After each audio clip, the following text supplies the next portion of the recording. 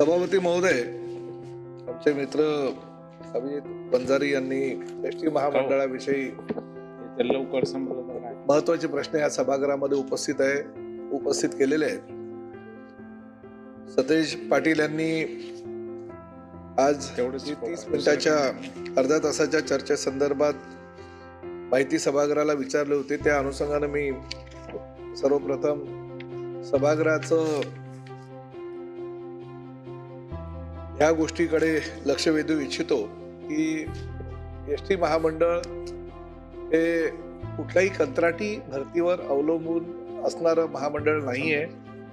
आताही आम्ही मध्यंतरी चर्चा केली होती आणि त्या चर्चेमध्ये कोरोनाच्या कार्यकाळामध्ये अचानक जो संप झाला होता त्या संपाच्या दरम्यान सुमारे 4 ते 5 महिन्यासाठी काही कंत्राटी कंडक्टर आणि ड्रायव्हर आम्ही भरले होते, परंतु आपले कामगार रुजू झाल्यानंतर आम्ही ते कंत्राट रद्दही केलं.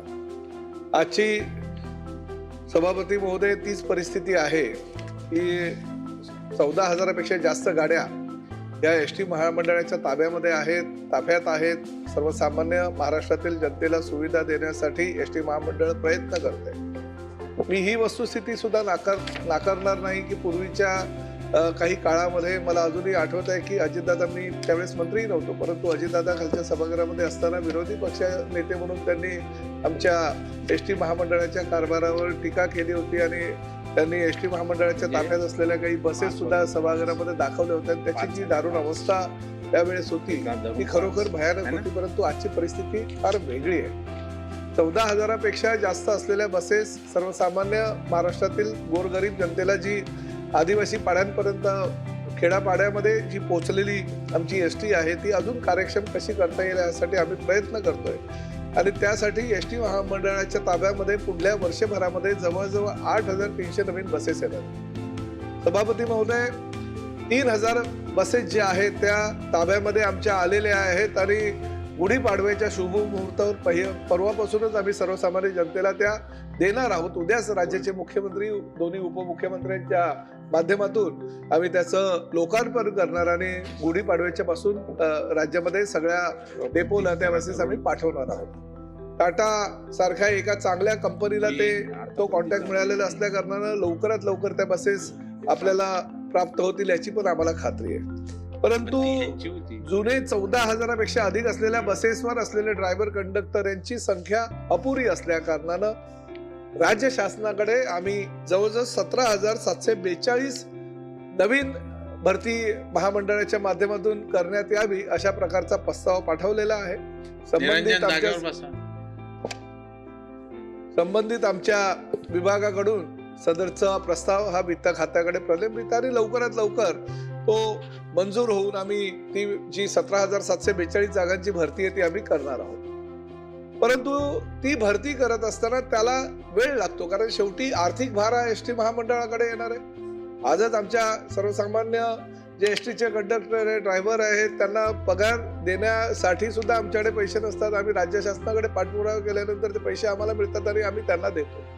परंतु हे भरती करत असताना आर्थिक भार हा जरी विचार आम्ही केला तरी ज्या आता नवीन बसेस येणार आहेत 3,000 प्लस 8,000 5,000 अशा 8,300 बसेस ज्या येणार आहेत त्यावर कंडक्टर आणि ड्रायव्हरची भरती न केल्यामुळे त्या बसेस तशाच उभ्या राहू नये यासाठी आम्ही काही तात्पुरत्या स्वरूपामध्ये कॉन्ट्रॅक्टमध्ये आम्ही कामगार घेणार आहोत ही वस्तुस्थिती आहे. परंतु जोपर्यंत आम्हाला शासनाची अनुमती मिळत नाही, त्यामुळे जास्तीत जास्त सुविधा देण्यासाठी तात्पुरत्या स्वरूपामध्ये जर काही कॉन्ट्रॅक्टरच्या माध्यमातून ही भरती प्रक्रिया करावी लागली तर एसटी महामंडळाचा तो नाईलाज आहे. परंतु आम्ही 17,742 ही नवीन बसगाड्या आम्ही त्या बसगाड्यांसाठी लागणारे ड्रायव्हर आणि कंडक्टर आम्ही घेणार आहोत. एसटी महामंडळाची परिस्थिती आजची आपल्यालाही कल्पना आहे.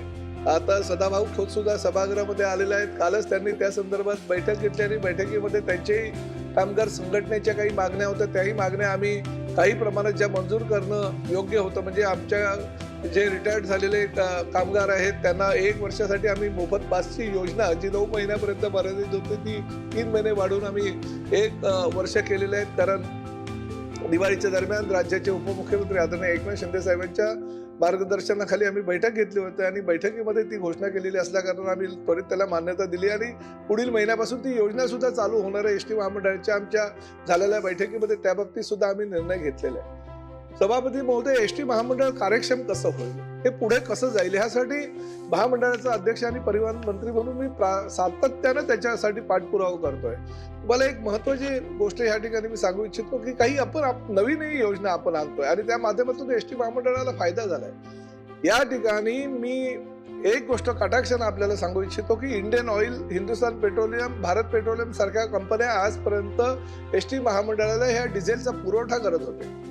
जवळजवळ 3,300 कोटी रुपयाचं डिझेल 14,000 बसेसच्या माध्यमातून आपण ह्या कंपन्यांकडनं खरेदी करतो. मी अध्यक्ष झाल्यानंतर याची बैठक घेतली, यांना सांगितलं अरे बाजूच्या राजस्थानमध्ये, उत्तर प्रदेशमध्ये, हरियाणामध्ये किंवा गुजरातमध्ये आम्हाला भरपूर मोठ्या प्रमाणात ह्या ऑइल एजन्सीकडनं जो सवलत जी आहे ती जास्त प्रमाणात मिळते. त्यांनी 30 पैसे अधिक सवलत दिली सभापती महोदय. 3 रुपये त्यांनी केले, परंतु त्यांचं जे कॉन्ट्रॅक्ट होतं ते 31 डिसेंबरला संपत होतं. मी माझ्या एमडीने सांगितलं की आता आपण या ठिकाणी कुठल्याही परिस्थितीमध्ये निविदा प्रक्रिया राबवली पाहिजे आणि त्या पद्धतीने आम्ही निविदा प्रक्रिया राबवली. निविदा प्रक्रिया राबवू नये यासाठी त्यांनी खूप प्रयत्न केले, परंतु आम्ही राबवली. अभिमानाने सांगावं असं वाटतं सभापती महोदय, 3 रुपयाची सूट आपल्याला ते लोक देत होते, त्याच कंपनीनं 5 रुपये 13 पैशाची सूट देण्याची निविदेमध्ये भाग घेतला आणि आज त्या माध्यमातून जवळजवळ 136 कोटी रुपये हे अतिरिक्त आपल्याला या सुटीच्या माध्यमातून एसटी महामंडळाला होणार आहे. जाहिरातीच्या बाबतीत सुद्धा तेच होते. जाहिरातीला आम्हाला 22 कोटी रुपये वर्षाला मिळणार होते, परंतु निविदा प्रक्रिया कोणी आजपर्यंत राबवली नव्हती. ती निविदा प्रक्रिया राबवली. वर्षाला 22 कोटीच्या ऐवजी वर्षाला 50 कोटीची निविदा प्रक्रियेमध्ये भाग घेतलेल्या एका निविदाकारानं त्या ठिकाणी 250 कोटी रुपये 5 वर्षाची अशी निविदा भरली आणि त्यालाही आम्ही ठेकेदाराला वर्क ऑर्डर दिलेला आहे. काही ऊर्जेसाठी होती, म्हणजे आमचं एसटी महामंडळाचे जे काही इलेक्ट्रिक बसेस आहेत त्या बसेसला लागणारी जी वीज आहे ती वीज खरेदी करताना जवळजवळ 12 कोटी रुपयाचा भुर्दंड आमच्यावर येत होता. आम्ही सोलरच्या माध्यमातून वीज सुद्धा आता ती स्वतः निर्माण करतोय, जेणेकरून ते 12 कोटी रुपये सुद्धा आमचे वाचू शकतील. अशा प्रकारे थोडं काय होईना, पण एसटी महामंडळाच्या उत्पन्नाचा स्रोत कसा वाढेल, अजूनही काही योजना ज्या आहेत, म्हणजे आमच्या 111 बसेसच्या आम्ही जे आमचे स्टँड आहेत त्याची आम्ही निविदा प्रक्रिया राबवलेली आहे, जेणेकरून काही खाजगी ज्या इंडियन ऑइल सारख्या आणि आपल्या भारत पेट्रोलियम सारख्या कंपन्या त्या सहभागी होतील आणि त्या माध्यमातून एसटी महामंडळाचं उत्पन्न वाढेल. असे अनेक प्रयत्न आणि अनेक प्रयोग आम्ही करतोय, जेणेकरून एसटी महामंडळ सक्षम होईल. महत्वाची सूचना म्हणजे ह्या सभागृहामध्ये मी सांगू इच्छितो की 200 आपण ओलो बसेस घेतोय. लांब पल्ल्याच्या ज्या बसेस आहेत त्याला उत्पन्न जास्त आहे, म्हणून आपण 170 ह्या सिटिंग तर 30 स्लीपर कोच घेतोय, जेणेकरून ह्या 200 बसेसच्या माध्यमातून एसटी महामंडळाचं अजून उत्पन्न वाढेल.